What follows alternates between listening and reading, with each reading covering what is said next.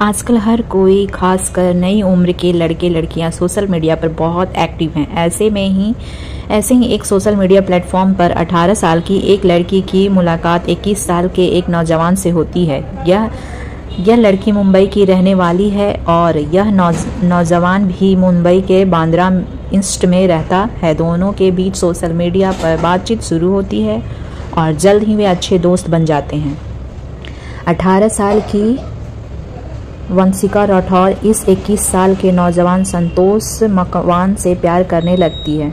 इसके बाद वे अक्सर मिलने लगते हैं। मिलने के लिए वे संतोष के दोस्त विशाल अम्बिवल के घर जाते हैं, जो जूह में रहता है। विशाल और संतोष इवेंट मैनेजमेंट का काम करते थे और वंशिका एक संतोष अक्सर विशाल के घर मिलते थे। दोनों वहां अच्छा समय बिताते थे और फिर अपने घर लौट जाते थे। यह सिलसिला कई महीनों से चल रहा था। इसी बीच एक दिन लड़की के घर वाले ने संतोष को अपनी बेटी के साथ देखा। यह देख घर वाले बहुत गुस्से में आ गए। उसने कहा कि उसकी बेटी को संतोष ने बहला लिया है। गुस्से में आकर घर वालों ने संतोष की पिटाई कर दी और उसे जलील भी किया। यह अपमान संतोष के लिए असहनीय था और उसने बदला लेने का मन बना लिया। संतोष ने वंशिका से आखिरी बार मिलने की गुजारिश की। उसने कहा कि तुम्हारे घर वाले ने मुझे बहुत मारा है, लेकिन मैं चाहता हूँ कि हमारा ब्रेकअप ठीक से हो, तो यह आखिरी बार मुझसे मिल लो। तो वंशिका ने अनिच्छा से कहा कि ठीक है, लेकिन यह हमारी आखिरी मुलाकात होगी। मैं अपने परिवार के खिलाफ नहीं जा सकती। 25 अगस्त को वंशिका कॉलेज जाने का कहकर घर से निकली, लेकिन वह शाम तक घर नहीं लौटी। पर घर वाले परेशान हो गए और उन्होंने आसपास की जगहों पर उसकी तलाश की, पर कुछ भी पता नहीं चला।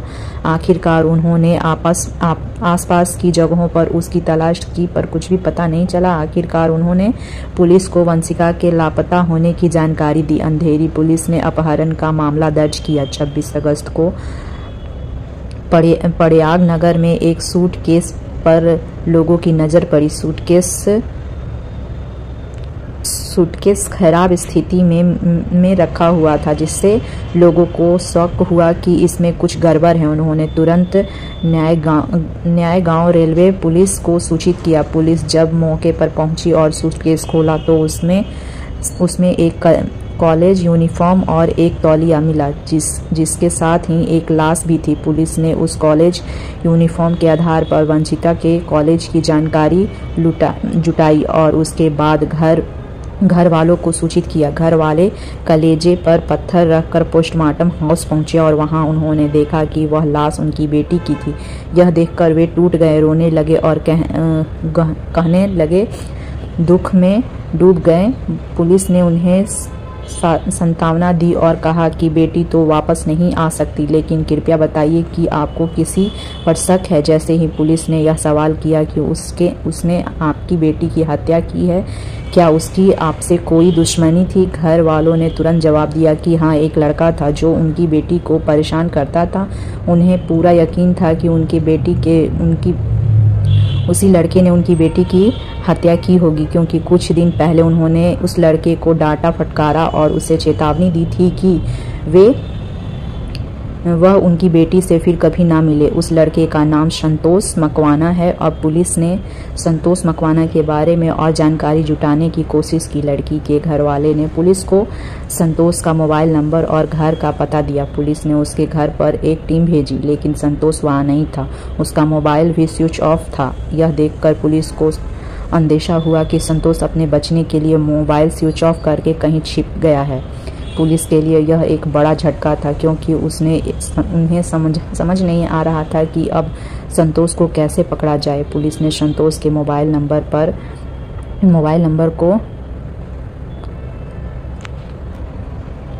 नंबर को ट्रैकिंग पे दिया, ताकि अगर वह किसी भी वक्त अपने स्विच ऑन करे तो उसकी जानकारी मिल सके। पुलिस के इस प्रयास का नतीजा जल्द ही सामने आया। 27 अगस्त को पुलिस ने देखा कि संतोष का मोबाइल केवल 10 सेकंड के लिए स्विच ऑन हुआ था। जैसे ही पुलिस को इसका पता चला, उन्होंने फौरन मोबाइल की लोकेशन ट्रैक करने की कोशिश की।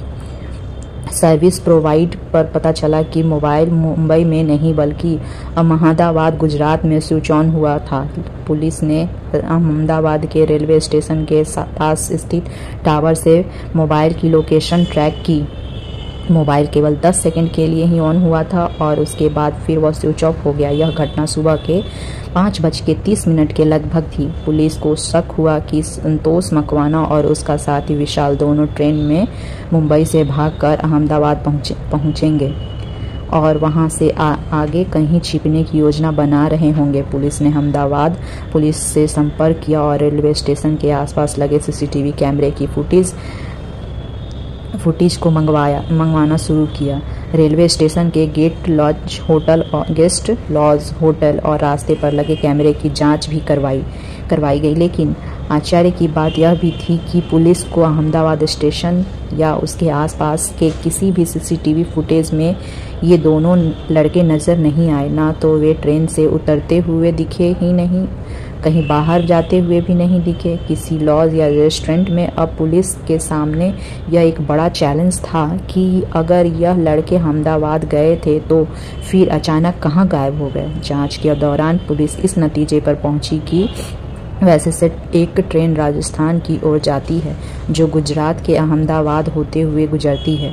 हो सकता है कि यह दोनों लड़के उसी ट्रेन के राजस्थान की ओर निकल गए हो, क्योंकि मोबाइल का स्विच ऑन होना उसी वक्त हुआ था जब ट्रेन अहमदाबाद में रुकी थी। अब पुलिस को यह बात समझ में आने लगी कि दोनों लड़के प्लेटफॉर्म पे नहीं थे बल्कि शायद ट्रेन में ही थे, बल्कि ट्रेन में ही बैठे थे। वह ड्रेस जो बेंगलोर में वसाई होते हुए राजस्थान की तरफ जा रही थी और जब ट्रेन कुछ देर के लिए अहमदाबाद में रुकी उसी वक्त इस लड़के ने अपना मोबाइल फ़ोन सिर्फ 10 सेकंड के लिए स्विच ऑन किया था। अब पुलिस ने इस मामले की जांच शुरू की और पूरे रूट की स्कैनिंग शुरू कर दी। वसाई से लेकर गुजरात और राजस्थान तक जहां जहां ट्रेन जाती है, पुलिस ने खासकर सीसीटीवी कैमरे की फुटेज चेक करना शुरू किया। जांच के दौरान पुलिस को एक महत्वपूर्ण सीसीटीवी फुटेज मिला जिसने इस मामले को आगे बढ़ाया। फुटेज में यह दोनों लड़के कत्ल वाले दिन ही ट्रेन में चढ़े हुए थे। साफ साफ नजर आ रही थी ट्रेन के इंजन के बाद वाले डिब्बे में संतोष और विशाल खड़े थे। अब पुलिस के पास एक महत्वपूर्ण सुराग था। उन्हें पता चल गया था कि यह दोनों किसी ट्रेन में और किसी डब्बे में सवार हुए थे। पुलिस ने यह जानकारी अहमदाबाद और उनके आगे जितने भी रेलवे स्टेशन थे उन सभी रेलवे स्टेशन की पुलिस के साथ साझा की। पुलिस ने उससे कहा कि कृपया सीसीटीवी फुटेज दिखाइए और इस उम्र के या इस तरह के दिखने वाले लड़कों को पहचानने की कोशिश कीजिए। गुजरात और राजस्थान की पुलिस लगातार रेलवे स्टेशन की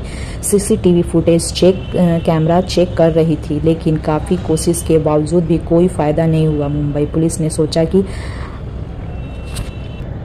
आखिर यह लड़के अहमदाबाद या राजस्थान की ओर ही क्यों गए। जब पुलिस ने इस एंगल पर सोचना शुरू किया तो उन्हें पता चला कि संतोष मकवाना की दादी अहमदाबाद से 160 किलोमीटर दूर पालमपुर के एक गांव में रहती थी। पुलिस को लगने लगा कि यह दोनों लड़के पालमपुर में ट्रेन से उतरते हुए इनके पास।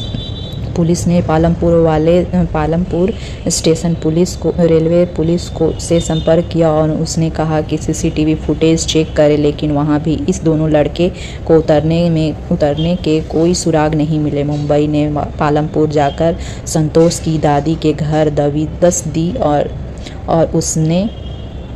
उनके परिवार से पूछताछ की, लेकिन दादी ने साफ इनकार कर दिया और कहा कि संतोष यहाँ आया ही नहीं। हालांकि पुलिस को दादी के हाव भाव और बातचीत के तरीके से शक होने लगा कि शायद वह झूठ बोल रही हैं और अपने पोते को छिपा रही हैं, लेकिन जब तक संतोष गिरफ्तार नहीं हो जाता या घर में नहीं मिलता, पुलिस उनके खिलाफ कोई कार्रवाई नहीं कर सकती थी। 3-4 दिन बाद जब पुलिस को लगा कि मामला थोड़ा शांत हो गया है तो उन्होंने फिर से दादी के घर पर जाकर देखा, लेकिन इस बार भी पुलिस को निराशा हाथ लगी। ना तो संतोष मिला और ना उनका दोस्त विशाल। दादी ने फिर वही जवाब दिया कि उन्हें पता नहीं कि संतोष कहाँ है और पुलिस क्यों उन्हें परेशान कर रही है। इसी बीच पुलिस के सामने एक गुमनाम नंबर से फ़ोन आया, जिसमें कॉल करने वाले ने कहा कि उसने 2 लड़के उम्र 20 साल और 22 साल पालमपुर में महिला के घर के आसपास देखे, जहां पुलिस पहले ही 2 बार छापे मार चुकी थी। यह जानकारी जब पुलिस को मिली तो उन्होंने उस आदमी से पूछा कि वह कौन है। पहले तो वह कुछ भी बताने से इनकार कर रहा था, लेकिन जब पुलिस ने उसे भरोसे में लिया तो उसने अपनी पहचान बताई। वह एक ऐसा आदमी था जिसका संतोष पालमपुर में रहने वाली दादी के साथ प्रॉपर्टी को लेकर झगड़ा चल रहा था। यानी देखा जाए तो जिसने भी पुलिस को फ़ोन किया वह व्यक्ति संतोष की दादी का दुश्मन था। उसे लगा कि यही मौका है जब संतोष की दादी के लिए मुसीबत खड़ी होगी और गुनहगार लड़के भी पकड़े जाएंगे। इसी सोच से उसने पुलिस को खुफिया तरीके से फ़ोन किया। इस बार पुलिस को फ़ोन कर मिली जानकारी सटीक थी और उसका आत्मविश्वास बढ़ा। उसके बाद पुलिस की टीम ने तीसरी बार संतोष की दादी के घर पर पहुंचा। इस बार इत्तेफाक से संतोष और विशाल दोनों वहां मिल गए। पुलिस ने उन्हें पालमपुर से गिरफ्तार कर लिया। इस गिरफ्तारी के लिए पुलिस को 34 दिन की कड़ी मेहनत करनी पड़ी और हजारों किलोमीटर का सफ़र तय करना पड़ा। पुलिस ने दोनों से सख्ती से पूछा कि तब दोनों ने हत्या की बात कबूल की। पूछताछ में सामने आया कि संतोष ने लड़की को मिलने के लिए बुलाया और लड़की संतोष के बुलाने पर उसने मिलने गई। संतोष उसे अपनी दोस्त विशाल के जूह स्थित घर पर ले गया, जहां वे पहले भी मिला करते थे। वहां संतोष ने लड़की को समझाने की कोशिश की, हम साथ रह सकते हैं, भले ही परिवार वाले सपोर्ट ना कर रहे हों। लेकिन लड़की अपने बॉयफ्रेंड की पिटाई के बाद इतनी घबरा गई थी कि उसने तय कर लिया था कि वह संतोष के साथ अब और आगे नहीं बढ़ सकती। उसने साफ तौर पर कह दिया कि वह अपने परिवार के खिलाफ जाकर इस रिश्ते को जारी नहीं रख पाएगी। इस बात पर संतोष और लड़की के बीच झगड़ा हो गया। संतोष पहले से ही तैयार था कि अगर ऐसी स्थिति आई तो वह क्या करेगा। उसने अपनी जेब से चाकू निकाला और लड़की पर वार करना शुरू कर दिया। विशाल जो बगल वाले कमरे में था, जब उसने चिल्लाने की आवाज़ सुनी तो वह बाहर आया और उसने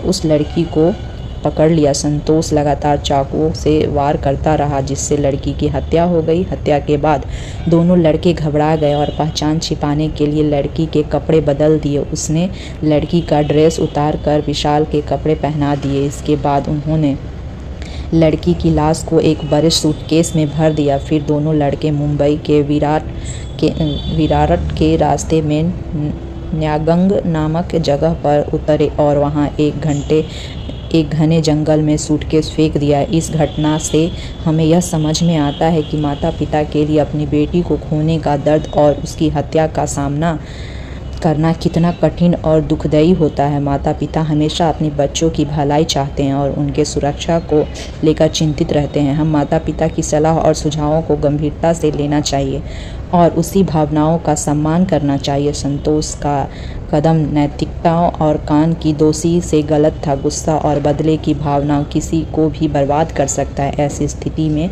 शांत रहकर सही कदम उठाना चाहिए बहुत ज़रूरी होता है। परिवार को भी अपने बच्चों के जीवन में सक्रिय रूप से शामिल रहना चाहिए और उनकी गतिविधियों पर नज़र रखनी चाहिए। साथ ही बच्चे को भी अपने माता पिता से खुलकर बातें करनी चाहिए। सोशल मीडिया पर अजनबियों से जुड़ते समय सतर्क रहना चाहिए, क्योंकि इस मंच पर खतरे भी हो सकते हैं।